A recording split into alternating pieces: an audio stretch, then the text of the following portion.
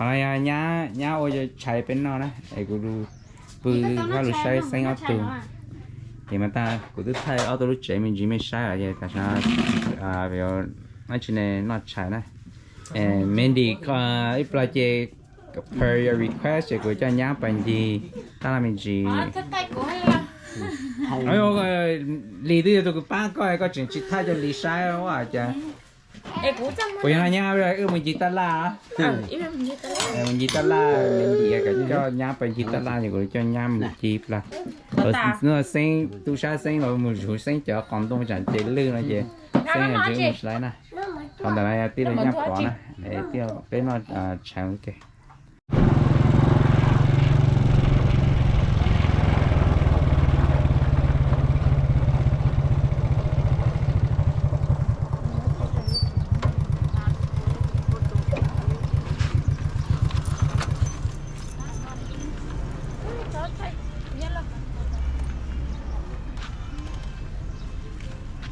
nhá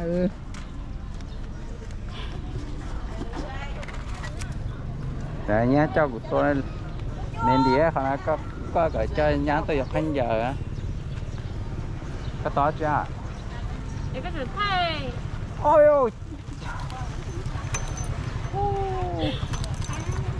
cái thử thay cứ giá thay cho này hay chủ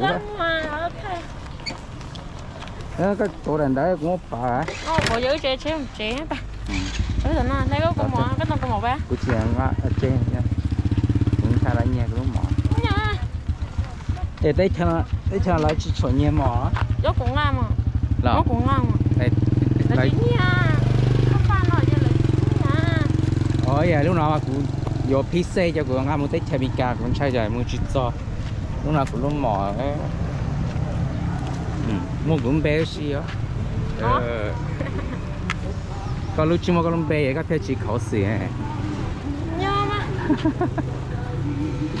mông cái nào này cái gì mông này bây giờ nó lớn mà khó tóc khỏi chơi một số thứ ta hú cha thang ngon hả thang ngon hả ai mấy cái thang ngon hả đó là thang ngon lúc nào về lúc có hai xe đấy to à là giọt khoan trời mới giàu nè lúc nào cũng cho nhá tôi cái tới tới gì giờ cho nhá hay cho mình nhỏ thì chỗ xanh này chỉ giờ họ đồng bài mình trái họ còn cho xanh nữa nhá tôi nhá nó mỏng ôi chỉ khát thế cái nó mỏng này mất có hơi chỉ cái trắng hoa chỉ yếu chứ yếu tao che yếu tao rong xe là gì mà chỉ giờ con gà ta la mà ta chứ giờ lại cho mình nhỏ thế chè của áo của e nữa thêm một cái na hậu nó còn xì thế cái bánh lăng sao mình xả chi cho xanh nè mày chảo sao mình muốn chỉ đó theo giờ lúc cho vậy à giờ cho sao nó nè thì ra cái chắc khâu vậy khâu chứ là khâu trồng khâu kia khâu trồng không tăng lên đâu có trồng không một cái chả có mà của mình có có rất thay cũng nguyên chế không như tôi chỉ special cho bao nhiêu lúc chỉ vào cha vô đi cha những anh chế khâu rồi mình chế ngập khâu cái giờ coi ai cũng một khán giả phì rồi nè cái sai nàyต้องการเขาตื้อเลยเราใช้คอนะเพื่อเจ็บคอ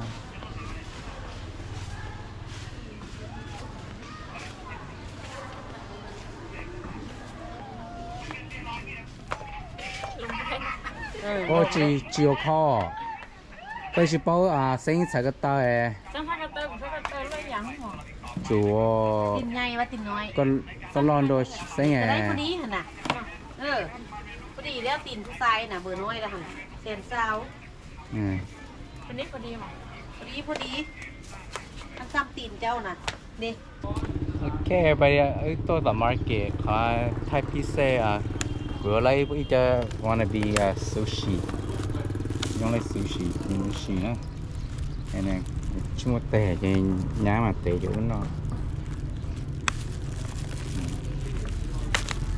là muốn nó là lưu thế gì sẽ mình sẽ Sẽ tắt kia. vì phá cho nó xịt thứ mà nó xài là có phá đó Nó có to. nhưng mà sai cái tôi của sai luôn á okay. Nó trọt không Yellow orange sushi wannabe rice with seaweed wrap Để có chuyện nhớ cho nó pa bao nhiêu ạ? Có thật sự nha. không Mình biết cái nào tí chế chè. sai luôn là nhà mà sai luôn Chính nào tí chế. cho sai luôn Chị xì á. cái gì xì hả sao cái nó luôn một lọ chết lọ này cho coi rau than lè Để bé mình nào tí chị xì cho nó. con này bao xì chứ nè ta hả cái chứ nó cho cha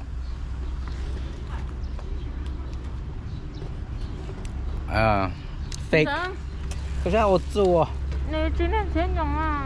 vậy nên dây nhông mà sợ nên cho nên chi nhắn nó Chị chơi dây nhông của anh tối liền à. bán kìa ý là chơi hả Cậu chí. Cậu bé. Cậu bé hả? Ủa trả lời chúng mấy chân này cái dây cho số hết nữa. siêu ác của siêu nó ý sushi bán kìa cái tôi nên tao chân nó hả so I'm eating Lao style sushi. There's no fish or anything, but there's fish eggs and seaweed wrap.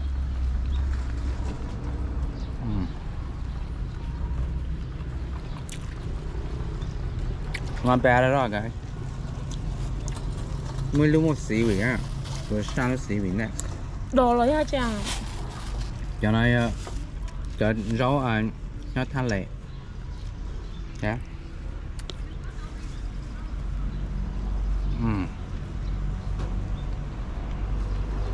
Not bad. It Cậu bé pound. Less than $1. Less than $1 you get this.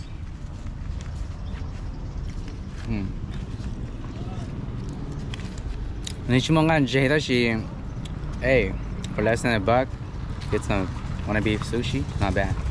Chế quỷ chê liền. Tụi đừng kỳ quý luôn hả? Để theo chính đó. Kỳ quý luôn là xong. Not bad. Hả cơm? Not bad. Some red eggs.